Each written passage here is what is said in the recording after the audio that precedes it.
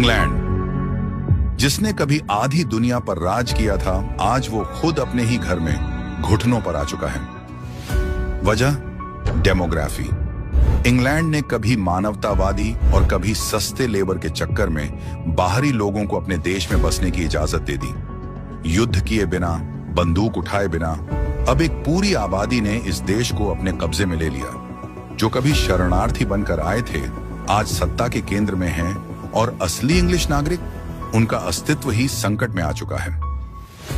भारत के अंदर भी कांग्रेस और धर्म आधारित पार्टियां, जिन्होंने एक तबके को अपना वोट बैंक बना लिया है, वो संविधान के खिलाफ जाकर पिछड़ों के हक मारकर सर्वोच्च न्यायालय के धिक्कार के बावजूद उन्हें सरकारी ठेकों में 4% आरक्षण दे दिया है। ऐसी दिलदारी तो उन्होंने और किसी भी समुदाय के प्रति नहीं दिखाई।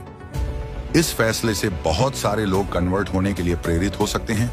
क्या वो लोगों को प्रेरित करना चाहते हैं कि वो कन्वर्ट हों, और तो और वो घुसपैठियों के रहनुमा बने रहते हैं। इन सब के पीछे उनका एक ही मकसद है कि भारत की डेमोग्राफी चेंज करना। इन 60 सालों में इनकी ऐसी ही नीतियों के कारण 200 जिलों की डेमोग्राफी पहले ही बदल चुकी है। ये लोग खास वर्ग को आरक्षण देकर कल्याणकारी काम नहीं कर रहे हैं, बल्कि हिंदुओं की विनाशकारी गाथा लिख रहे हैं। जाति जनगणना का लॉलीपॉप दिया, अब खास वर्ग की झोली भर रहे हैं। कुल मिलाकर माना जाए तो जैसे इंग्लैंड मूल निवासियों का नहीं रहा, वैसे ही भारत के साथ हो सकता है।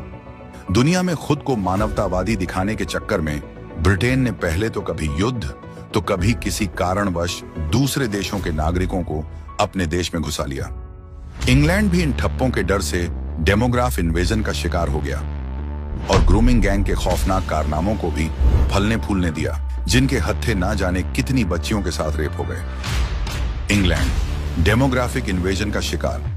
आंकड़ों के मुताबिक इंग्लैंड और वेल्स में ईसाइयों की आबादी 2011 में जो 60% थी, वो पहली बार 13% गिरकर 46% रह गई है। कुछ इलाकों में तो वे अब अल्पसंख्यक बन चुके हैं। वहीं अल्पसंख्यक समुदाय की आबादी थी 4.9 से बढ़कर 6.5% हो गई है। प्रवासन का असर।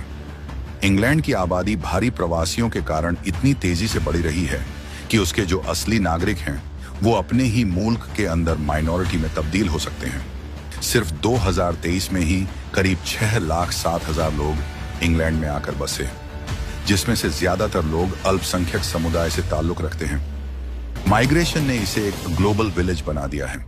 पिछले कुछ सालों के अंदर इंग्लैंड की सांस्कृतिक पहचान वो गुम होती जा रही है, या उसे बदलने की जो कोशिश है वो साफ साफ दिखाई पड़ रही है।